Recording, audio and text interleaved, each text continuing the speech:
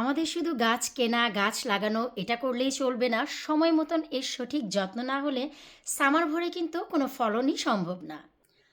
Hello everyone, আসসালামু আলাইকুম। কেমন আছো তোমরা সবাই? আলহামদুলিল্লাহ আমি তো আছি অনেক ভালো। আশা রাখছি তোমরাও ভালো আছো। আজকের আমার এই ভিডিওটা হচ্ছে একদম নিউ কামার, যারা নতুন, যারা এবছর প্রথম বাগান করছো তাদের জন্য। ভিডিওটি শুরু থেকে শেষ পর্যন্ত দেখবা, আশা রাখছি তোমাদের অনেক উপকার হবে। যারা হচ্ছে অনেক বেশি চারা কালেক্ট করছো, যেমন কি আমার কাছ থেকেও তোমরা এই পর্যন্ত 750 চারা নিয়ে নিয়েছো। সো 750 চারা কিন্তু আমি অলরেডি তোমাদের মাঝে বিলি করেছি।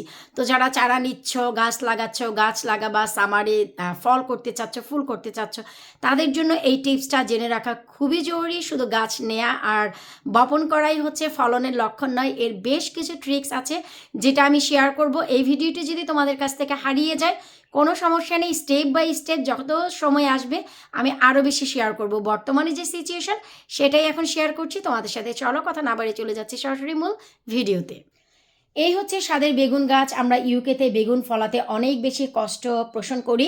তোমরা জানো আমার এই অরেঞ্জ কালারের পটে, প্রতিটি পটে আমি 2টি করে গাছ দিই, এমনকি 3টি করেও গাছ দিই। আমার অনেক বেশি হয়ে যায়, কিন্তু চিন্তা করলাম যে না, এবার আমি পট বাড়াবো, ফলন অধিক চাই। গত বছর যদি আমার 100 বেগুন হয়ে থাকে, এবার আমি 300 বেগুন চাই।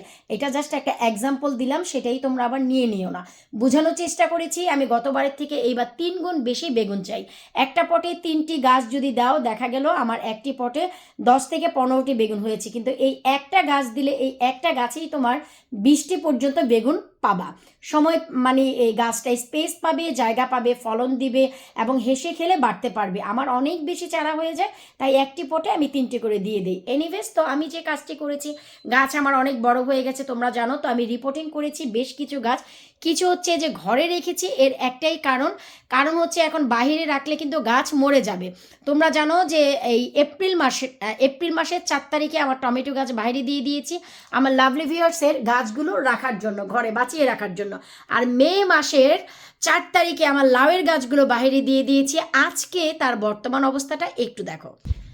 আলহামদুলিল্লাহ, আমি এর একটি পার্সোনাল ভিডিও করব। গাছগুলো কিন্তু একদমই মরে যায়নি, দেখো। কিন্তু ইউকের যে ঠান্ডা, সেই ঠান্ডায় কিন্তু পাতা অনেকটা ঝলসে গেছে। এটা কিন্তু কোনো রোগ হয়নি, অতিরিক্ত রাত্রের ঠান্ডায় ঝলসে গেছে, কিন্তু কিছু করার নেই আমার কাছে। তাই আমি কিন্তু দিয়ে দিয়েছিলাম, গাছগুলো বেঁচে আছে। এটা আমি দিয়েছিলাম হচ্ছে মে মাসের 4 তারিখে, আজকে 11 তারিখ। তো আজকে সকালে কিছুটা ফ্রস্ট পড়েছে, কিন্তু এই যে দেখো, যেই পাতাগুলোর উপরে এই যে দেখো ফ্রস্ট পড়ছে, এই যে ছোট ছোট বরফ পড়ছে, সেই পাতাগুলো কিন্তু এই যে দেখো মরে গেছে। এই যে দেখো একদমই ফ্রোজেন হয়ে গেছে। এই যে আমি জানি অনেক খারাপ লাগছে, দেখো ছেলে ফুলও চলে এসেছে, অনেক বেশি খারাপ লাগছে। কি করব, এই 7 ফিট গাছ ঘরে রাখাও কিন্তু পসিবল ছিল না। আগামী কালকে নিচের পাতাগুলো কেটে আমি ভর্তা খেয়ে ফেলবো। নষ্ট হওয়ার চাইতে খেয়ে ফেললে ভাই হালাল হয়। এই যে দেখো, তো ঠিক আছে, এইটা আমি এই জন্যই দেখালাম যে তোমরা কেউ গাছ বাইরে দিও না। এই 7 ফিট গাছ আমি ঘরে রাখতে পারিনি, বিধায় কিন্তু বাইরে দিয়ে দিয়েছি। আমার আর হাতে গোনে 4টি ডিফারেন্ট জাতের লাউয়ের গাছ আছে ঘরে, সেটা হচ্ছে আমি আগামী সপ্তাহে ইনশাল্লাহ বাইরে দিয়ে দিব।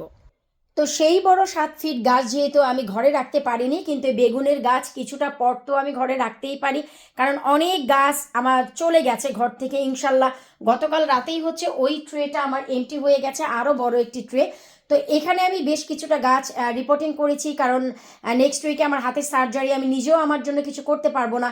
কিছুটা করে রাখলে something is better then nothing. দেখা গেলো একদম কিছু না পাওয়ার চাইতে কিছু তো পাবো। কিছু আমি এখানে রেখেছি, আর কিছু আমি রিপোর্টিং করে ওই যে বাহিরে পলিটানের ওইটার ভিতরে রেখেছি। সো কিছুটা বেগুনের গাছ সেফ থাকুক। তো আমি যে ভিডিওটা করতে যাচ্ছি নতুনদের জন্য, এই যে দেখো আমার রিপোর্টিংয়ের পর এই যে দেখো আলহামদুলিল্লাহ ফুল চলে এসেছে। এই যে দেখো ফুল, আবার এই যে দেখো মাথায় ফুল, এই যে দেখো বেগুন গাছে ফুল, আর এগুলো হচ্ছে তোমার সব কালো লম্বা বেগুন। কিন্তু এখন আমরা যে কাজ করব, এই 2-4টা বেগুনের লোভে আমরা কিন্তু এইভাবেই রেখে দিব না। এখান থেকে আমাদের অনেক ব্রাঞ্চ দরকার, অনেক শাখা প্রশাখা দরকার, অনেক ফুল ফল দরকার। তো তার জন্য নতুনদের জন্য যে কাজটা আমি করব, জানি এটা দেখার পর তোমাদের আত্মা পরাণ অনেকটাই কষ্টে ভেঙে যাবে, কিন্তু this is the right thing to do. এই কাজটাই করতে হবে অধিক মাত্রার ফলন পাওয়ার জন্য। এই অল্প গাছে এই বেগুনগুলো যদি তোমরা এখন লোভ করে রেখে দাও, এখানে 2টা বেগুন আর ওই যে দেখো মাথার উপরে 2টা, এই 4টা বেগুন, এতেই কিন্তু আমরা খুশি না। আমাদের দরকার ভুরি ভুরি বেগুন। এখানেও দেখো যে 2টা বেগুন, আবার এই যে দেখো মাথায় কইরে কইরে গেলি, এই যে দেখো মাথায়ও বেগুনে ফুল আসছে। সো আমরা এতে যেহেতু খুশি না, সো আমাদের কি করণীয়? ফার্স্ট অফ অল মাটিগুলো তো আমাদের কোনো খাদ্যের দরকার নেই, নিচের পাতাগুলো ছাঁটাইয়ের দরকার নেই, যেহেতু মাত্রই রিপোর্টিং করেছি আমি 2-3 দিন হয়, সো এই 3 দিনে আমাদের ছাঁটাইয়ের দরকার নেই। কিন্তু যেহেতু ফুল চলে এসেছে, এটার বৃদ্ধি কমিয়ে গাছটাকে বাড়তে দিতে আমাদের সাহায্য করতে হবে। এই জন্য এই যে দেখো যে শাখাটা বের হচ্ছে, একদম নতুনদের বলছি মনোযোগ দিয়ে দেখো, তোমাদেরই উপকারে আসবে। এই যে দেখো যে শাখাটা বের হচ্ছে, তো এই শাখাটা আমরা কি করব? এই যে দেখো এখন এই যে ফুল সহ, আমি জানি অনেকের আত্মাপরাণ ভেঙে যাবে, এখন ফুল সহ এই যে দেখো ফুল সহ এই যে আমি কেটে দিলাম, দেখছো? এটা কিন্তু মায়া করার কিচ্ছু নেই। এই 2টা ফলনের আশায় তোমরা ভুরি ভুরি ফলন কি বাদ দিবা বলো? এই যে তো এইভাবে ঠিক আমি এই গাছটাও ঠিক একই কাজই করব। এই যে দেখো ফুল সহ আমরা এই যে মেন বেগুনের যে প্রুনিং, এই বেগুন গাছের প্রুনিং মোস্ট ইম্পর্টেন্ট সময় মতো। আর সময়টা কখন?